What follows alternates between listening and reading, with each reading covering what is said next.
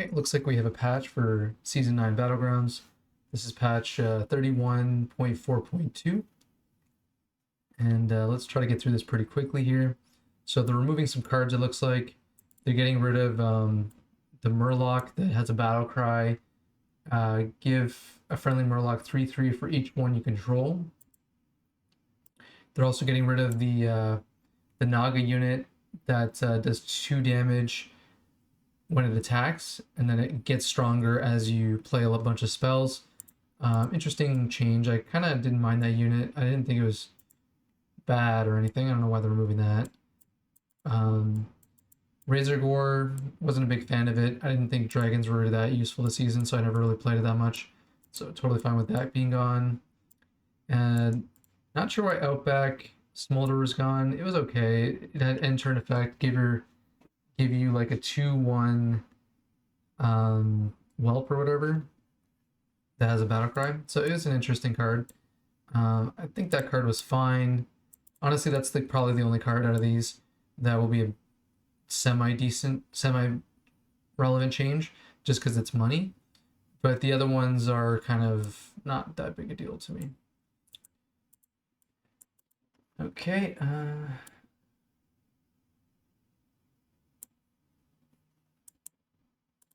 Okay, now it looks like they're adding some cards back. They're adding Salty Hog, which was a Cold War pirate, and it gave your other minions 1/1 whenever you added 3 cards to your hand. Okay. It looks like they actually changed these cards, so I'm not gonna. Actually, I'll go into this after.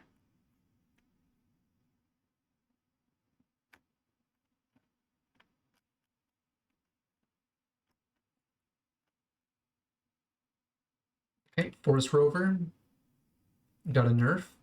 It went from giving 2/1 stats to now only giving 1/1 stats on its battle cry. That's a pretty big nerf.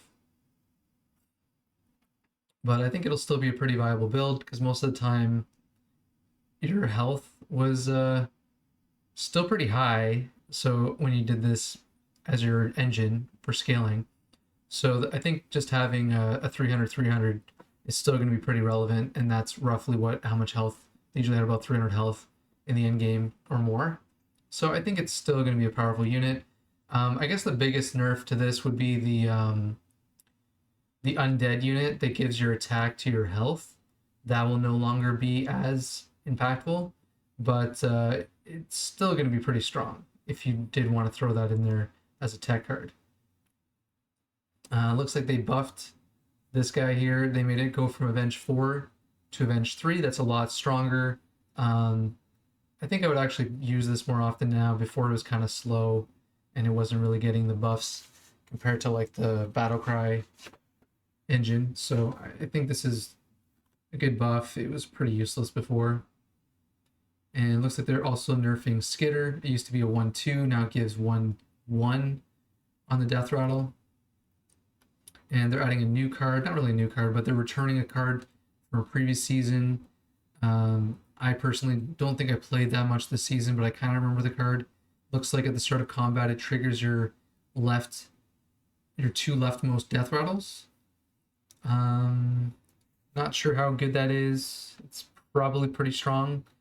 My main interest here is that it actually works with non-beast cards as well. So this could potentially work with other things as well, like Divine Shields, or who knows what other triggers it could do. Looks like they brought this guy back up to tier 5, but they undid it. Basically, they reverted back to the old version, but I think they gave it a little bit extra stats. Now your spells can go back down to 0, which is pretty relevant. Otherwise, it was kind of not that great. So I think it's a good change, although tier 5 kind of makes it harder to get. So I don't know. It's going to be harder to go demons, but at least there's more tier 5s now. I feel like the season has been all about tier 4s. So I think it's good that they're putting some units back to tier 5 and other tiers. Let's see how it goes. Okay, looks like they're putting this to tier 4. It's slightly stronger buff. I think it was 1/1 before, now it's 1/2. I personally think this card was pretty bad. I never really used it. So Not sure how impactful this will be. I probably still won't use this. Looks like they're giving this a lot more stats, and it also does a bigger buff. I think it used to be 1-1, now it's 2-1, and its stat line I think is higher as well. I think it used to be 3-3. And we got Nether Drake, which looks exactly the same, but now is tier 4. So that's a pretty big buff. Now you're getting this a lot earlier. You have more easier chance of getting it tripled. So this is actually a pretty big change. I think this actually could be a viable unit now. Definitely something worth looking for. Okay, this is a good change. They're adding back Amber Guardian. This will make Poet much more useful. I can't remember the exact stat line before, but I think it's a tier 5 before. Now it's a tier 3. So I don't know. I've seen this at a lot of different tiers, so I can't really remember if it was tier 5 or 4 last. But this is pretty strong. Giving Divine Shield to units permanently with Poet is going to be really good. And it's going to make me more interested in trying out Dragons again. Looks like they brought Promo Drake back to tier 4. I think this is what it was last season, although I haven't really used it much this season, so it's almost like the version that I remember. So not a big change for me, but yeah. And after different friendly dragon gains stats, this also gains it. Looks like this is a returning unit. It used to be tier 4, now it's tier 5. I don't know. Not sure. Looks like it could be playable. I never used the old version, so I don't really remember. And they're nerfing Hunter Gatherer combo with the Murloc. It's no longer tier 4, so it'll be a little bit harder to find. But it'll be a little bit better for dragons, but just worse for the combo, because just the fact that you won't be able to get it as often. And looks like they're buffing Doom Dweller. Instead of being just an effect when you sell it, now it's a battle cry. So there's more value in Bran, or I don't know. It's probably slightly better overall. Not a big deal. It's a tier 1 unit. Most people don't buy tier 1 units after like turn 2 anyways. So yeah. And looks like this unit's getting a buff. It used to be 2-2, now it's 3-3. It's slightly slower stat line initially, but the growth rate is way better. So I don't know why they're changing this, to be honest. I think it was already fine, but sure. Now it's even stronger. Very good for elementals. Like tier 2 baller elementals. Nomi got a buff. I didn't really use Nomi that much, so I don't know if this is that relevant to me, but maybe I'll try out Nomi sometimes now, since it has a slightly better buff potential, but not sure. I still don't like it that much. I guess if you get it early enough, maybe it's relevant, but I think there's other versions of elementals that just make more sense, so I probably wouldn't use this personally. Okay, Ultraviolet looks like it's getting a nerf. It's basically the same almost, but has one extra attack, and it no longer gets its own start of turn combat buff. So basically it's gonna just make you have one less powerful unit on the board when you go for this. Pretty relevant when you first get it. It won't be when your board isn't full of elementals yet. You won't be as have as many stats basically, because before you just had this and like maybe 2 other elementals, and your board was huge. But now you just have only the 2 elementals. It's I don't know. It might be relevant nerf. Okay, Hollow Rover. They got rid of the Divine Shield but gave it more stats. That's pretty relevant actually, because it's hard to give this Divine Shield without giving it Taunt, and you don't really want to give it Taunt. So this actually is a pretty big nerf. It's going to make it harder for you to get 2 triggers off the Wind Fury of it. So this is a pretty big nerf. But yeah, I don't know. Hard to say. Okay, it looks like they nerfed this guy. It's been went from 3-5 to 1-5. Although I didn't really buy it for its stats, so I don't know. Probably similar power levels before, but now you'll be a little bit more ready to sell this if you don't need the spells. You don't really want a 1-5 on your board if it's not doing anything for you. Bubble Gunner went went from a 3/2 to a 2/3. I guess that makes the Divine Shield version of it slightly weaker, with less attack. But I think the other versions of it are probably better. So it's a nerf to the Divine Shield one, which was the high roll of it. And I guess it's also a nerf to the Reborn version. So it just kind of makes it a little more balanced. It's a little bit less high variance. The other versions of it are a little bit better now. And then the high roll versions are a little bit weaker. So I think it's an okay change. Nothing major. This is getting a 1 attack nerf. Honestly, I only bought this for the extra Murlocs, so probably doesn't change anything. This guy here, Battlecry changed from a 3/4 to 3/3. Probably not a big deal. And this now does either minion instead of the left minion. I guess that's good because sometimes I didn't pay attention to that and probably put it in the wrong position. And this could be a big nerf here. Lock Prince going from a 2/2 that gains 2/2. Now it's a 2/1 that gains 2/1. So because of the Divine Shield, the health isn't as relevant. So I think it's still going to be pretty strong, but probably need a change since it was such a powerful unit before. Now you wouldn't pick this up unless you actually have a way to buff it. So definitely a decent change.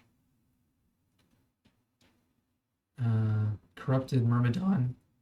It's actually a tier 4 now. Wow. Okay, well that makes my version of Quillbore much better. Now I have an easier target for my gems if I want to do the ×2 strategy.